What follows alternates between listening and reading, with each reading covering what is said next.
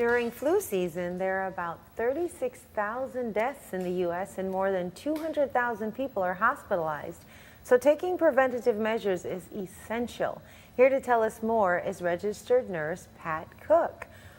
Why are so many people getting sick during flu season? Well, it's very easily transferred. If we are not washing hands, if we are not sneezing into our elbow or our Kleenex, we spread germs. And so it's unfortunately an airborne illness that transfers very easily. What exactly is the flu and how does it affect the human body? The flu is a virus, pure and simple. It is not the virus that most people think they get during flu season, which is the stomach stuff. Flu tends to be the one that raises your temperature and quite high, 103, 104. That causes serious dehydration, and that frankly makes you feel like you've been run over by a Mack truck. So it's the more physical, disabling, fatiguing illness. So people that get the stomach stuff and say, oh, I had a terrible bout of flu, usually it's a stomach virus. So what exactly is the flu doing to your body when it's making you feel that icky? What's going on inside of your body when you get that virus?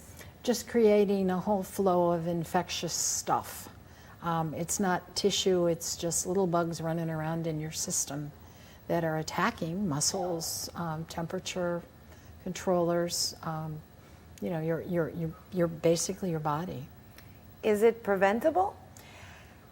To the extent that you take precautions. Flu is probably always going to be out there, and hopefully someday we'll have a flu vaccine that will last us more than a year. I know, locally the big universities are all working on that, just like we eradicated polio and mumps and, at least slowed down measles and mumps and whooping cough. But it's probably always going to be out there for a while. So what are some of the things that people can do to minimize their chances of catching the flu? Well, I brought you a gift, as a matter of fact. You brought me a gift? I brought you a gift. Should I be scared when a nurse says you said you bring you a gift? No, hand sanitizer. Really? They make these, very cute little bottles of hand sanitizer, which during this time of year when you are coughing and sneezing, or the people around you are coughing, sneezing, or you're going in and out of buildings, and you're touching doorknobs and elevator buttons. When you get to the place that you intended to be, take that out, clean your hands, or obviously go to the bathroom, wash your hands. That's probably one of the easiest is pure and simple hand washing. Sing a chorus of happy birthday when you wash your hands. Secondly, if you do have a cold or cough and the sneezes, cover it. Use Kleenexes, use a handkerchief, use your corner of your elbow and sneeze into that, sneeze into your hands, and then go wash your hands. And thirdly, and probably the one that at least most adults abuse the most, is if you are sick, stay home. Don't go to work, don't pick up your phone that's the community phone for the section that you work in, and then cough in it, and then, someone comes behind you and uses that very same phone. If you're sick, stay home. Wow. So wash your hands, cough into something, don't cough into the air. Correct. And stay home if you're sick. If you're sick, stay home. Those are three really simple things. Yes. That can keep us healthy.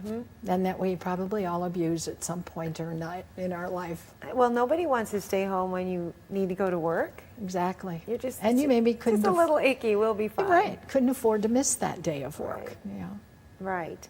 Oh, well, you know what? We have to take a break. But when we come back, let's talk a little bit more about the flu and preventative measures. And I see something on this table here that we're going to talk about when we come back after this break. Stay with us at STL Live. We'll learn more with registered nurse Pat Cook after this break.